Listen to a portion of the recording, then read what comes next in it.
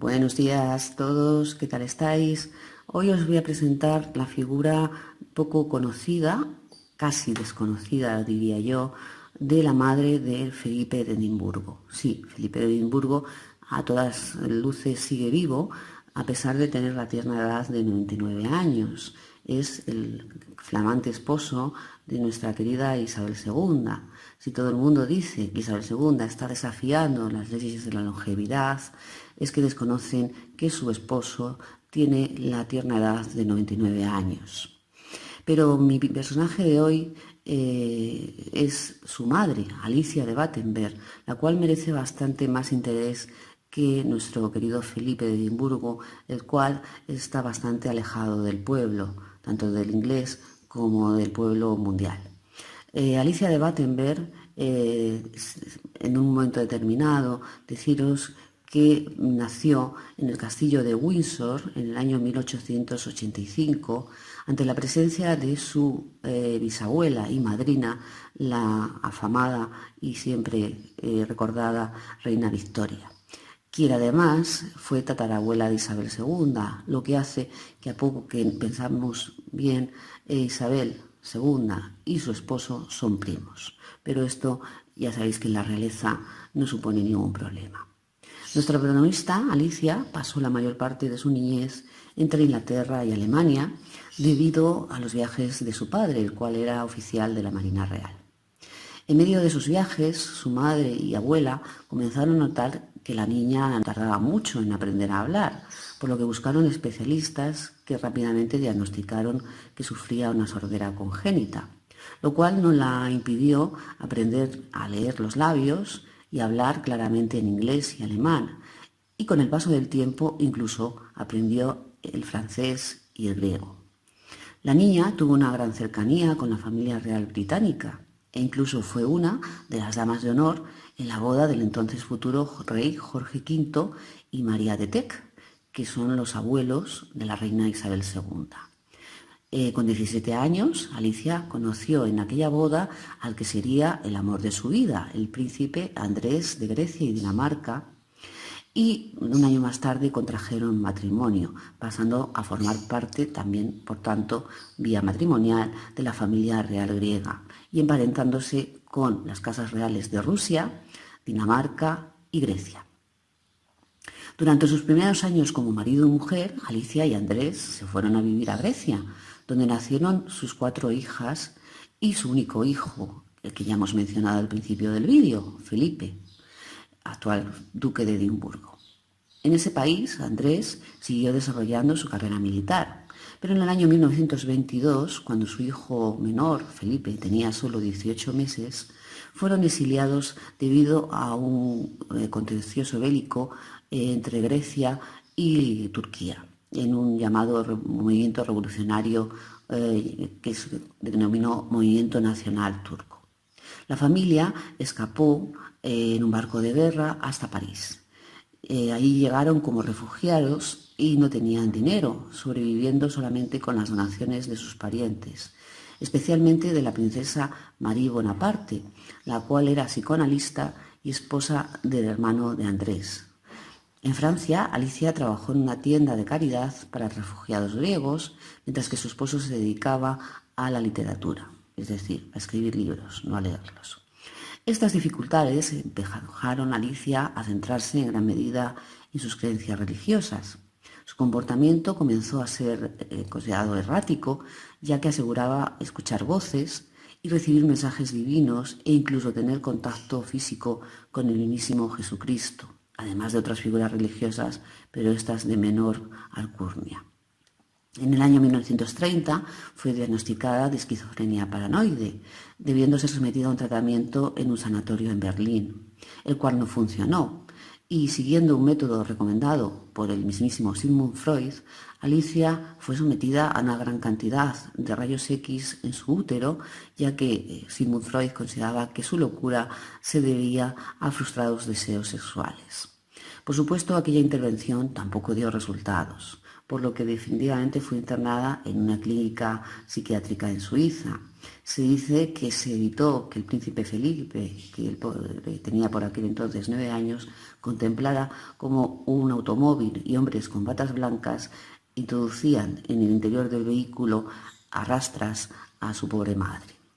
Mientras esta estuvo internada, su marido directamente se alejó de ella y decidió recurrir a su amante y vivir en la Riviera Francesa.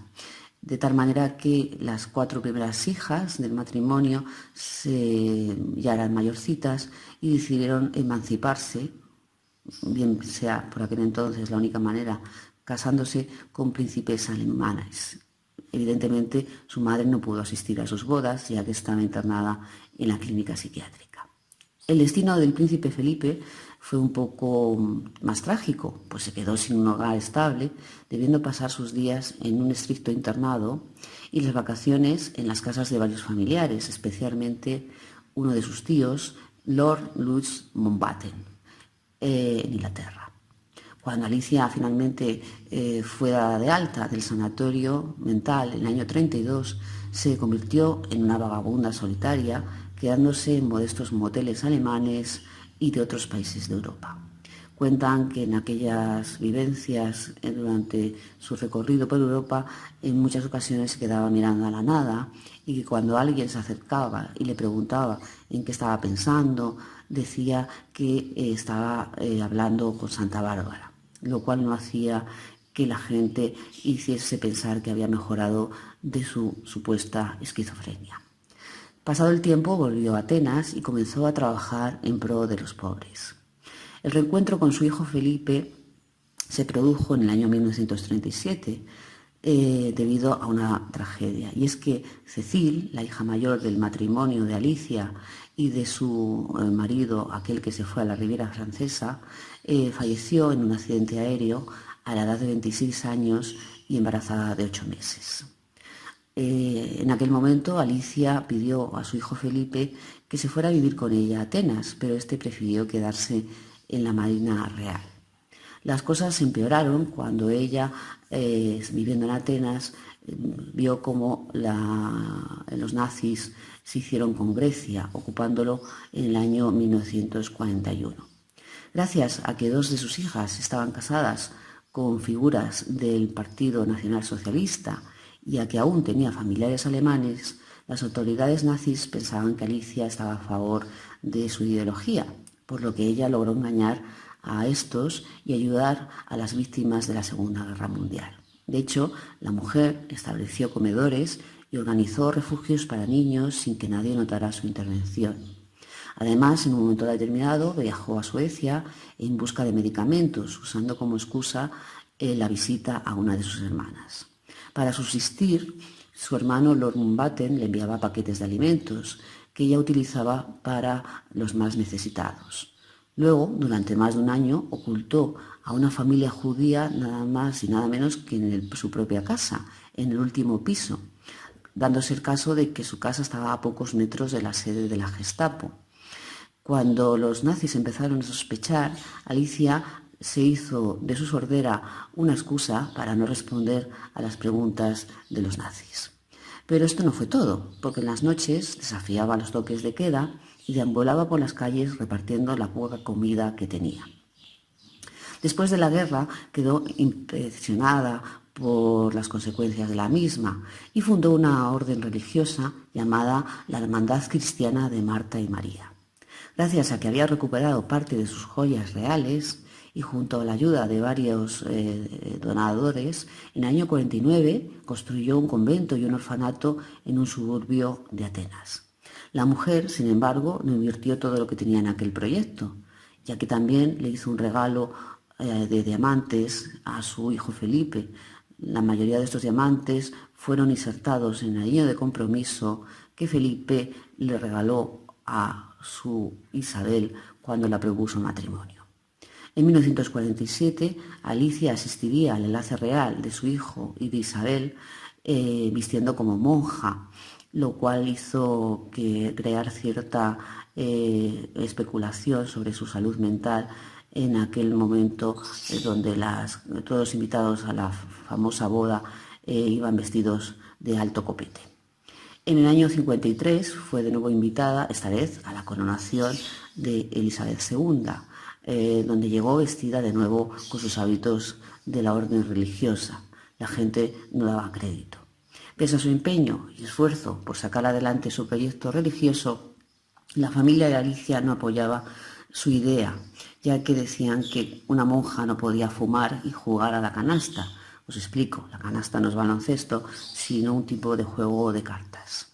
Finalmente, y a pesar de que buscó ayuda económica incluso en Estados Unidos, dicha orden religiosa a la que tanto había puesto empeño no prosperó por falta de postulantes. Tras ello, en el año 1967, Felipe e Isabel la invitaron a vivir ya definitivamente con ellos en el Palacio de Buckingham, dado que Alicia tenía ya un precario estado de salud, permaneciendo allí hasta su muerte 2 años después, en 1969. En el año 1988, su hijo, el príncipe Felipe, cumplió el último deseo de su madre y trasladó sus restos al convento de Santa María Magdalena en Getsemaní, en el Monte de los Olivos de Jerusalén. La vida de esta mujer, a todas luces, es bastante interesante. Nunca sabremos del todo, evidentemente, si había una mezcla de locura y cordura en ella. Pero a título de curiosidad os comentaré que con bastantes años de antelación al magnicidio del zar Nicolás II y de su familia, ella comentó en un momento determinado que había que salvar las vidas de las hijas de Nicolás. Por aquel entonces todavía no había nacido el zarevich.